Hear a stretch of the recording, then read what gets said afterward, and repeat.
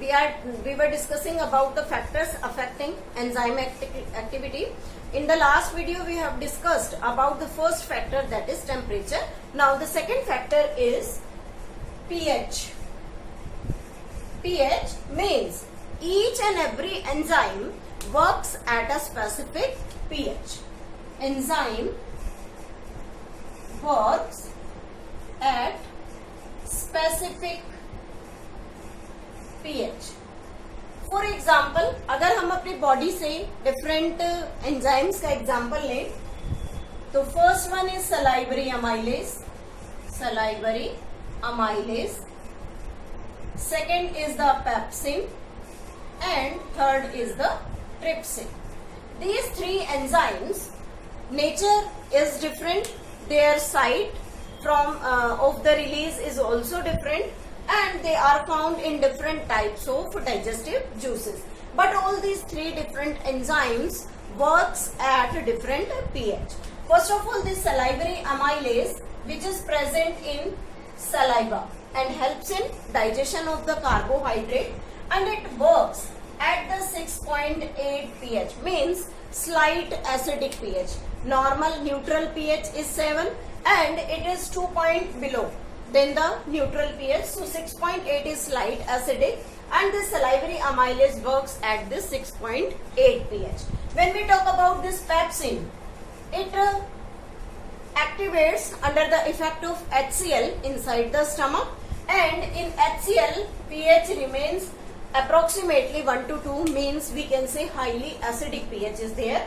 So this pepsin only works in this pH. If this pH is not provided to this enzyme, then this enzyme not perform its activity and cannot digest the protein inside our stomach.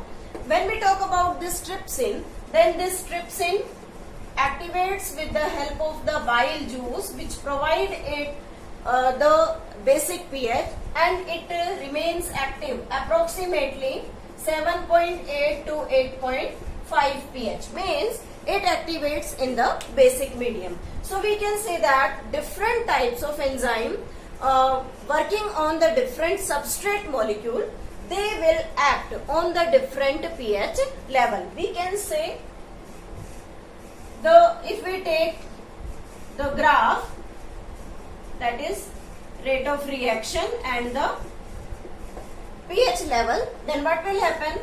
Increase in pH will increase the activity, but when the pH increases up to a certain limit, then the enzymatic activity will further decreases. So there is the point which is known as the optimum pH, and at this optimum pH the enzymes function become normal. But if the pH is below this optimum or above this optimum level, the enzymes cannot perform their function very well. Now the third factor is the enzyme concentration. Enzyme concentration means अगर हम किसी specific reaction के लिए जो हमने substrate इकट्ठे किए हैं, उस सबस्ट्रेट में अगर एंजाइम की कंसंट्रेशन को इंक्रीज कर दिया जाए तो इफेक्ट क्या होगा? सबस्ट्रेट से प्रोडक्ट की फॉर्मेशन भी इंक्रीज हो जाएगी. But when the enzymes are added in extra quantity in the substrate, they will increase the rate of reaction but up to a certain limit. So we can say that enzyme adding in substrate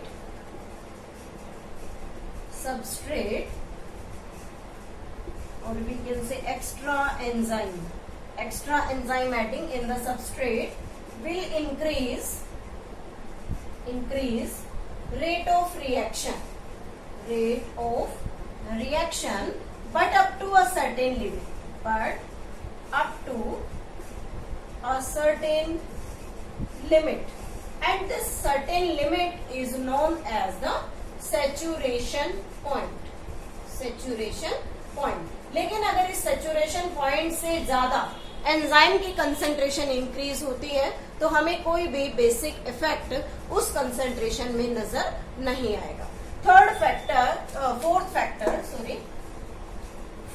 factor is known as product concentration. product concentration.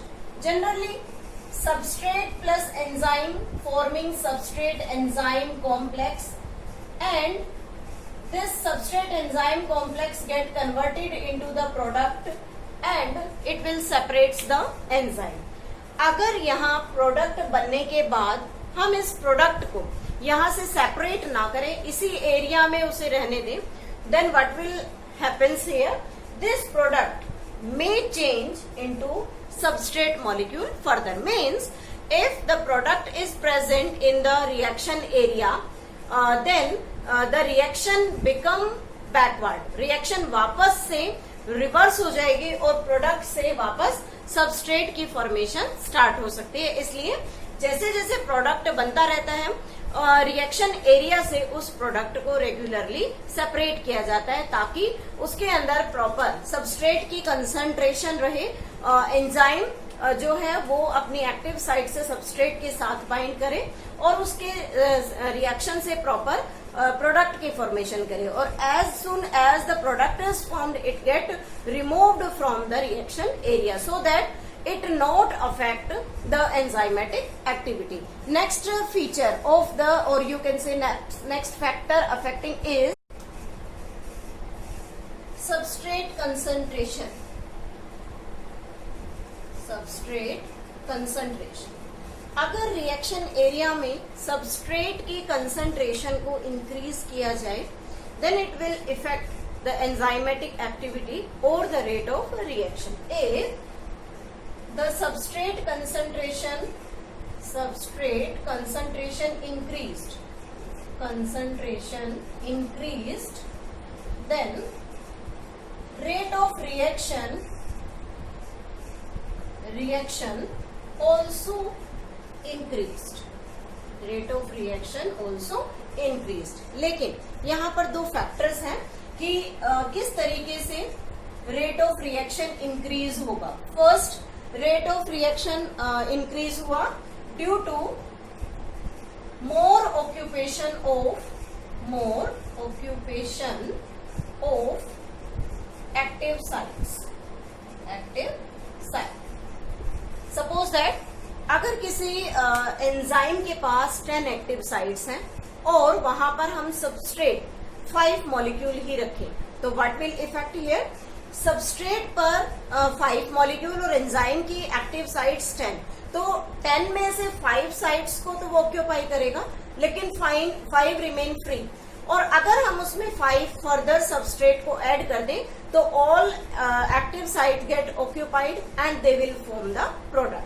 तो first of all, जितनी ज्यादा active sites का occupation होगा उतना ज्यादा rate of reaction increase होगा और product की फॉर्मेशन ज्यादा होगी. Second thing, depending upon the number of collision, कि जितना ज्यादा सबस्ट्रेट मॉलिक्यूल के बीच में कोलिजन होगा, टकराव होगा, उतना ज्यादा प्रोडक्ट की फॉर्मेशन ज्यादा होगी. तो ये दो फैक्टर्स हैं जो सबस्ट्रेट की कंसंट्रेशन को इंक्रीज करते हैं.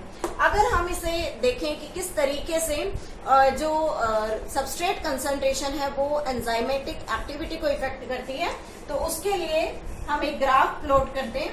उस ग्राफ में हम देखते हैं कि यहाँ पर हम लेते हैं सबस्ट्रेट कंसंट्रेशन और यहाँ लेते हैं रेट ऑफ रिएक्शन.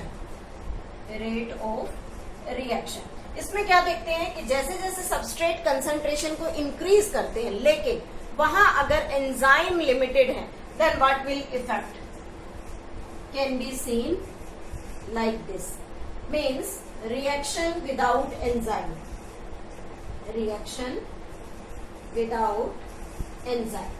मीन्स कि अगर हम किसी भी रिएक्शन एरिया में सिर्फ सबस्ट्रेट को ऐड करें, कोई स्पेसिफिक एंजाइम वहां प्रोडक्ट फॉर्मेशन या कैटालिसिस के लिए ना हो, तो उसमें रिएक्शन में सबस्ट्रेट कंसंट्रेशन इंक्रीज हुई लेकिन रेट ऑफ रिएक्शन इंक्रीज नहीं हो रहा. लेकिन अगर हम एंजाइम ऐड कर दें तो क्या होगा?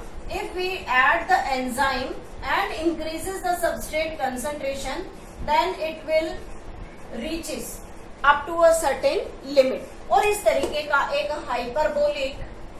हाइपरबोलिक कर्व शो करता है.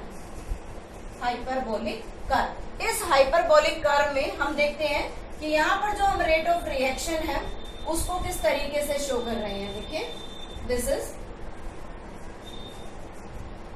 We can show like this, ये हमारा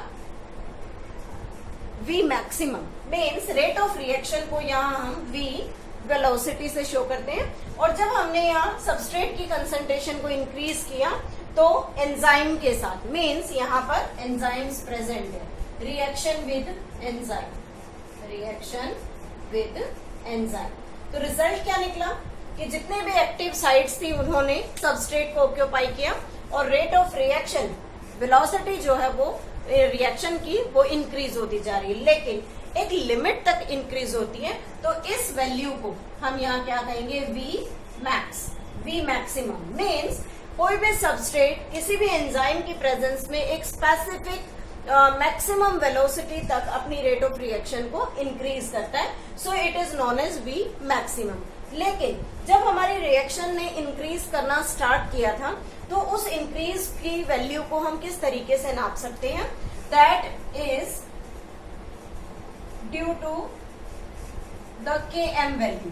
this is if we take this, ये हमारी हाफ रिएक्शन हो जाती है, means half velocity, so we can say this V by 2 max means maximum velocity का हाफ। तो इसे हम क्या कहेंगे, Km value, this is known as Km value and this Km value is given by Michaelis. Michaelis नाम के scientist ने इस Km वैल्यू के बारे में बताया कि ये Km वैल्यू क्या है, and about this we can understand how we add the substrate inside the reaction area, then what will affect on the enzymatic activity। तो मैक्सिमम वेलोसिटी कब होगी, जब रिएक्शन में एंजाइम्स प्रेजेंट है और वो एक प्रॉपर सैचुरेशन, एक लिमिट में आ जाती है, लेकिन हम उसकी Km वैल्यू से उसकी मैक्सिमम की जो हाफ वेलोसिटी है उसे भी जज कर सकते हैं। This Km value indicates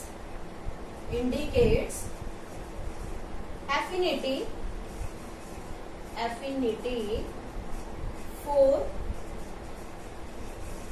enzyme of its substrate। Enzyme की एफिनिटी को उसके सबस्ट्रेट के लिए उसकी वैल्यू को इंडिकेट करता है। और जब हम यहाँ लेते हैं Km value is high, then affinity of the enzyme is low affinity। If we take the Km value low, then the enzymatic activity, or we can say the affinity of the enzyme activity is very high। So this is about the Km value or the substrate concentration, कि किसी भी reaction area में अगर वहाँ enzyme present है, means more than substrate molecule active sites हैं, और अगर हम वहाँ प्रोडक्ट बनाने के लिए सबस्ट्रेट की कंसंट्रेशन को इंक्रीज करते हैं तो वो किस तरीके से हमारी रेट ऑफ रिएक्शन को अफेक्ट करेगा। So this is all about the factors affecting enzymatic activities.